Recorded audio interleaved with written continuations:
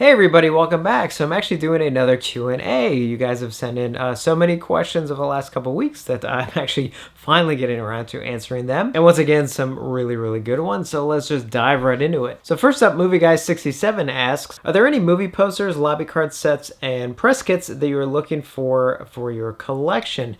And the answer is yes. I'm not as rabid as I was before. I'm actually trying to thin out my collection. Now, some of the ones that I'm still looking for are pretty pricey. That's also why I haven't acquired them or anything. So some of the ones I did list and some of them would be pretty obvious, I think. Revenge of the Jedi poster is probably the most obvious. That one is hard for a number of reasons. One, because it is so expensive. There are very few poster dealers I would actually buy one from just to make sure it is in fact authentic. Another one is actually an Empire Strikes Back poster. I have an Empire Strikes Back re-release poster, but not an Empire Strikes Back like first release. Another one I really do want to get, but it's very pricey now, and that is an original Back to the Future poster. Also love an original Evil Dead poster. A couple of Vincent Price posters. I would love an original House on Haunted Hill or an original House of Wax poster, but again, expensive. Night of the Living Dead poster. I do have a re-release poster for Night of the Living Dead, but I don't have the original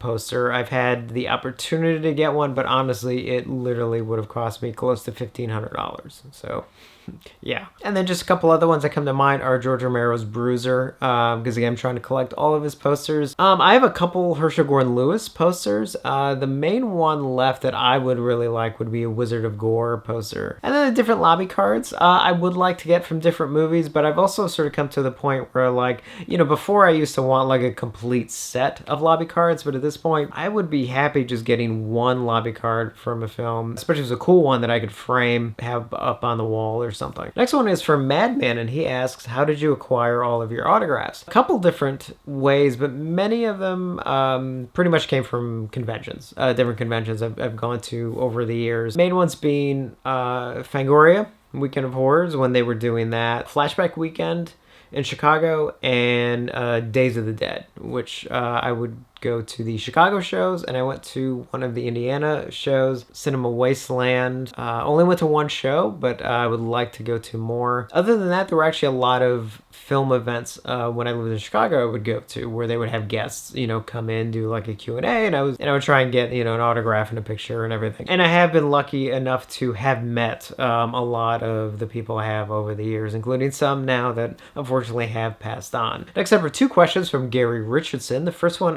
sort of falls in line actually with the previous question, and that is, before the current situation that we're all in, how frequently did you attend special or retro screenings? Where I live now, not so much, mainly because a lot of the places that do that sort of thing are kind of further away, and they're areas that I'm still learning, not just how to get to, but even just sort of my way around. Now, when I lived in Chicago, though, I used to go to them all the time, literally all the time. I mean, between conventions and stuff, but obviously I used to go to the Music Box Theater all the time, and they would have a lot of events. And then next up from Gary Richardson is, what movies do you most want to see made available, either for the first time, previously out of print, or an upgraded format? And do you have any of the Aurora Monster kits? I don't have any of the Aurora Monster kits. I was actually never good with monster kits or kits in any kind.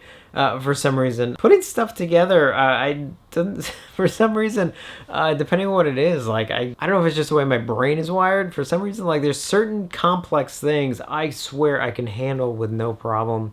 And then there are things like model kits and things like that, like, I can't seem to make heads or tails of. As far as movies that kind of wish would get released or get re-released, when it comes to 4K releases, I mean, pretty much any movie. I think one recently, just because for some reason it's been on my mind a lot lately, would be John Carpenter's The Thing. I think that is one that would really look amazing on the format. But otherwise, really just any movie getting released in 4K I think would be amazing. But as far as movies that just haven't gotten released yet, you know, that list is pretty long.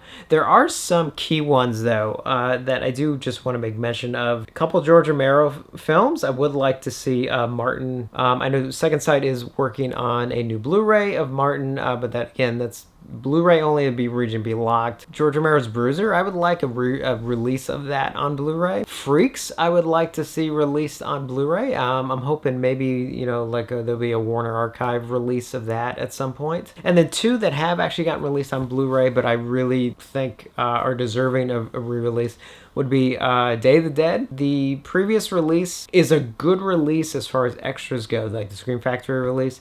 The transfer at the time, which was, I think, one that they acquired, is okay, but not great. Like, that film could really look so much better, and that's really one that I would love to see get a brand new transfer. And the other one, just because it's one of my favorite films, and it's never gotten a proper release, and that is John Woo's The Killer. I would love Criterion to get a hold of it now, and maybe get a hold of, like, the original elements. So, yeah, who knows? But there are definitely a lot of titles I would love to see released, and like older ones I would like to get re-released, but those are definitely some of the ones that sort of come to mind first. Next one is from BMG 501, and he asks, I know you love the Goonies as well as I do, it's true, and I'm positive you will be picking up the new 4K version. Which one will it be, the standard 4K, the 4K Steelbook, or the 4K exclusive gift set?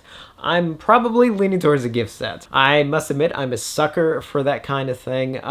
Even though I do kind of feel like I sort of get some of them and then I either don't have the room for them, or I'm like, I get these gift sets and then don't really do anything with anything in the gift set itself. But at the same time, like, it's the Goonies, so yeah, I mean, I think it comes with like a map replica and a couple other cool things, and it's like, yeah, that seems pretty cool. Tim Hayes had a question regarding my Frankenstein and Dracula digibooks that I had in my room tour, because unfortunately it was kind of dark when I was going over them, and so they were hard to see, so he just wanted a closer look at them. So this one is, first off, for Dracula. As you can see, there's the front. I can't show you the back, let's see, or maybe I can.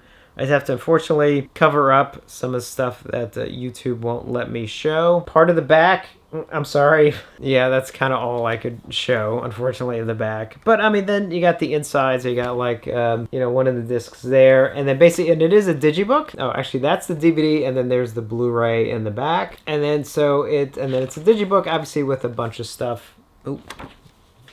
Can't show that. Now, unfortunately, all of this is actually written in German, so I can't read it, but it's still cool to have. Now, the only problem with both this and Frankenstein is that these are very old masters, so they don't really look that great. They're very kind of soft looking. They have a lot of noise reduction applied. Transfer-wise, they're not great, but I mean, who knows when we're actually going to get like new releases of them. So decided to go ahead and grab these a while ago. And then here's the Frankenstein one. I think I can show part of this. All right, I'm going to be very careful with this one. So here's the front of the Frankenstein one. May have to cover up part of the back there, but yeah, there's that. And then the inside, kind of same thing. So here's the DVD in the front, and then all the way in the back, I think I can show this, is the Blu-ray. And then obviously in the same thing, it's digibook with pages and stuff with a bunch of information that is written in German that I cannot read.